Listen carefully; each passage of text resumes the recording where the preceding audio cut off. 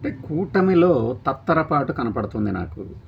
ఎక్కడ అంటే ఈ వీడియో దేని గురించి అంటే లోకేష్, అనిత గారు, ప్రసాద్ వర్మ గారు, పవన్ కళ్యాణ్ గారు విశాఖపట్నంలో ప్రమాదం జరిగిన తర్వాత అక్కడ బాధితుల్ని ఓదార్చిన తీరు, ఆ తర్వాత వాళ్ళు స్పందించిన తీరుని చూసిన తర్వాత నాకు అనిపించింది ఇది తత్తరపాటు, ఒక రకమైన తత్తరపాటు కనపడుతుంది. అది ఎలా అనేది చూద్దాం. ముందు ప్రమాదం జరిగిన తర్వాత వెంటనే కొన్ని ఛానల్స్లో బ్రేకింగ్లు వచ్చాయి, 8 మంది అని. ఆ తర్వాత మరణించినట్లు సమాచారం అని బ్రేకింగ్లు వచ్చినాయి. అంటే నిర్ధారించుకోలేకపోయారా ఈ గొప్ప ఛానళ్ళు?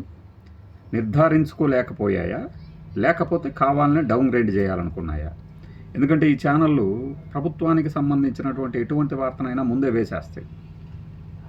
ఆ తర్వాత సాయంత్రము 5:30 ఆ టైంకి కొంతమంది ప్రకటనలు ఇస్తున్నారు, సంతాపాలు కానీ ఇట్లాంటివి, దిగ్భ్రాంతి వ్యక్తం చేయటం కానీ.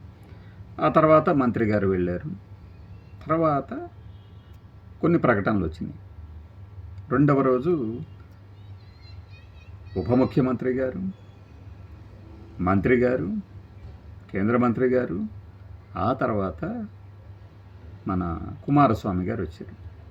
ఎక్స్ గ్రేషియా కానీ మరొకటి కానీ ప్రకటించాల్సింది కేంద్ర మంత్రి ఎవరు, కుమారస్వామి గారు కానీ ప్రసాద్ గారు.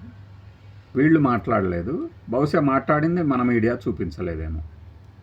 ఇది ఎక్స్ గ్రేషియా గురించి ప్రధానమంత్రి గారి నుంచి కూడా ఏమి రాలా నాకున్న, అంటే నేను చూసినంతవరకు కూడా.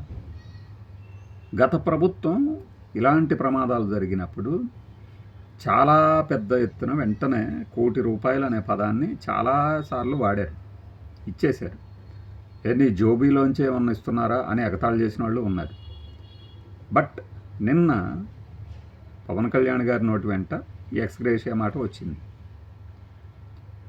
పర్మనెంట్ ఎంప్లాయీస్కి ఇంత,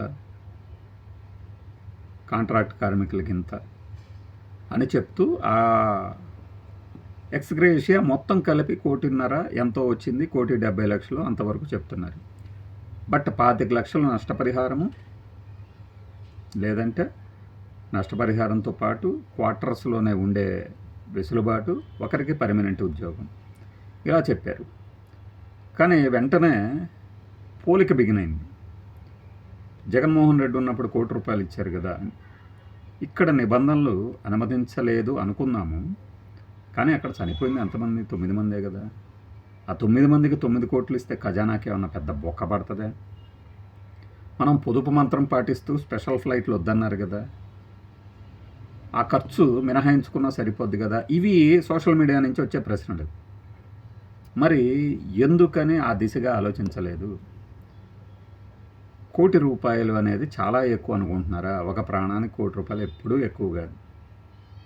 బతికున్నప్పుడు ఆ మనిషి ఇచ్చే భరోసా ఈ ₹1,00,00,000 ఎట్టి పరిస్థితుల్లో ఇవ్వలేవు. ఆర్థికంగా ఇస్తే ఇవ్వచ్చు. ఎదిగే పిల్లలకి తండ్రి అవసరం, తల్లి అవసరము, ఎవరు తీరుస్తారు? డబ్బులు తీర్చలేవు. డబ్బు ఉంటే అన్నీ చేయొచ్చేమో, అన్నీ చేయడానికి డబ్బు కావాలేమో, కానీ అన్నీ డబ్బే చేయలేదు. ఫైన్, 25,00,000 అంటే ఏడాదికి 1,50,000 వేసుకున్నా కూడా మ్యాక్సిమం ఒక 15 ఏళ్ళు మనం రక్షించినట్లు. మరి మిగిలిన కాలం దానికోసం ఉద్యోగం. బాగుంది.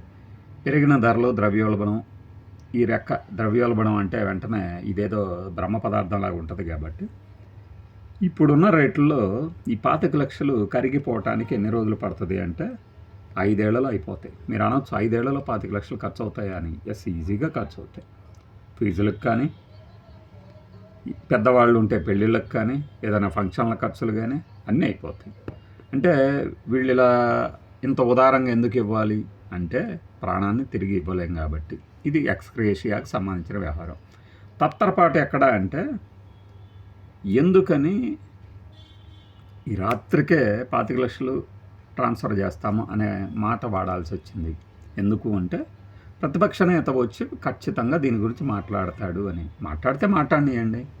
ఇప్పుడు మన న్యూస్ ఛానల్ని ఉసుగొలుపుతాం కదా, మన న్యూస్ ఛానల్స్ వెంటనే శవ రాజకీయాలు చేస్తున్నారు వీళ్ళు వైఎస్ఆర్సీపీ వాళ్ళు అంటూ ఉంటారు కదా. అయినా కూడా ఈ తత్తరపాటు ఎందుకు? మనం వచ్చింది ఇక్కడ పరామర్శకి, దానికి పట్టైనా అవ్వకుండా ఈ స్టీల్ ప్లాంట్ని మేమే కాపాడాము. మీరు ఎలా కాపాడతారు? పైగా పవన్ కళ్యాణ్ గారు అయితే మరీ విచిత్రమైన ధోరణి. ఇది అందరూ అంగీకరిస్తున్నదే, మనం ఏదో విమర్శించడం కోసం కాదు, ఆయన మాట్లాడిన దాన్ని బట్టే. ఆయన దీనికి ముందు వైఎస్ఆర్సీపీ ఉంది, అంతకుముందు కాంగ్రెస్ ప్రభుత్వం ఉంది. స్టీల్ ప్లాంట్ కట్టిన తర్వాత ఎన్నేళ్ళు కాంగ్రెస్ అధికారంలో ఉంది? మన ఎన్టీఆర్ గారు ఎన్ని ఏళ్ళు అధికారంలో ఉన్నారు? 95 నుంచి 2003 ఆయన దిగిపోయే ముందు దాకా చంద్రబాబు నాయుడు గారు కాదా అధికారంలో ఉంది? టీడీపీ కాదా?